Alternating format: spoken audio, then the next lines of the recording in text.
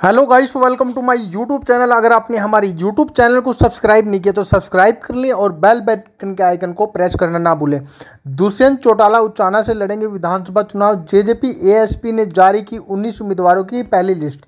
हरियाणा विधानसभा चुनाव के लिए जननायक जनता पार्टी ने 19 प्रत्याशियों की पहली सूची जारी कर दी है। इसमें से 4 सीटें आज़ाद समाजवादी पार्टी के लिए बताया है। बता दें कि दुष्यंत चौटाला की जननायक पार्टी और चंद्रशेखर आज़ाद की समाज एएसपी ने हरियाणा में एक साथ चुनाव लड़ने का फैसला किया है।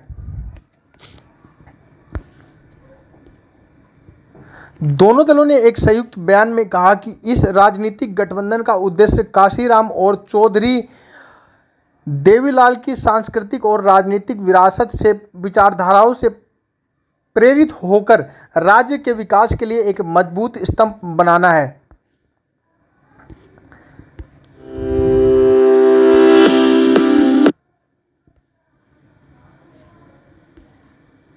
जननायक जनता पार्टी एवं आज़ाद समाज पार्टी के शीर्ष नेताओं द्वारा हरियाणा विधानसभा चुनाव के लिए 19 प्रत्याशियों की पहली सूची जारी कर दी है।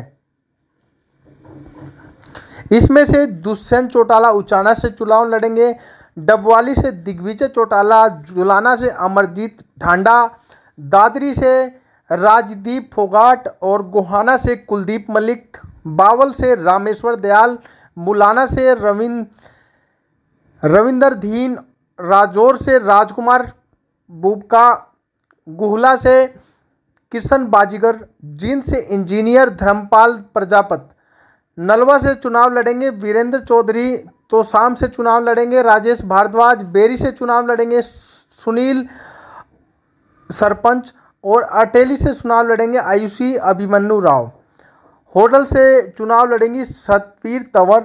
वहीं आज़ाद समाज पार्टी को जो सीटें दी हैं उसमें सढौरा से चुनाव लड़ेंगे सोहेल, जगाधरी से चुनाव लड़ेंगे डॉक्टर अशोक कश्यप, सोहना से चुनाव लड़ेंगे विनेश गुजर, पलवल से चुनाव लड़ने वाले हैं हरिता बैंसला।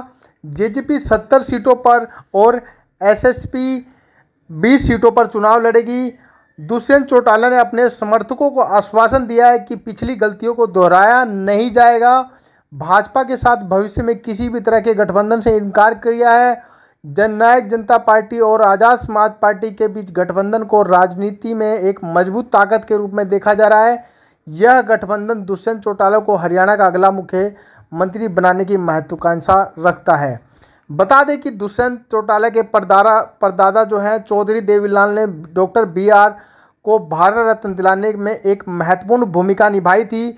उन्होंने 1989, 1990 और 1991 तक भारत के छठे उप प्रधानमंत्री के रूप में कार्य किया था। उनके कार्यकाल के दौरान दलित चौपाल जैसे पहल से वंचित के लिए एक मंच प्रदान किया था। दुष्यंत चौटाला ने कहा कि हम दोनों 36 साल पहले के हैं और हम किसानों और श्रमिकों को सशक्त बनाएंगे। चंद्रशेखर ने कहा कि हमने इस गठबंधन पर लंबे समय से काम किया है और हम हरियाणा को एक साथ आगे बढ़ाने के लिए तैयार हैं। हम अपने गठबंधन में उन लोगों का स्वागत करेंगे जो हमारे समान विचारधारा के हैं और इस गठबंधन का मुख्य उद्देश्य हरियाणा के राजनीतिक परिदृश्य में एक नया आयाम जोड़ने और दलित जाट वोटरों को अपने पक्ष में करने का है।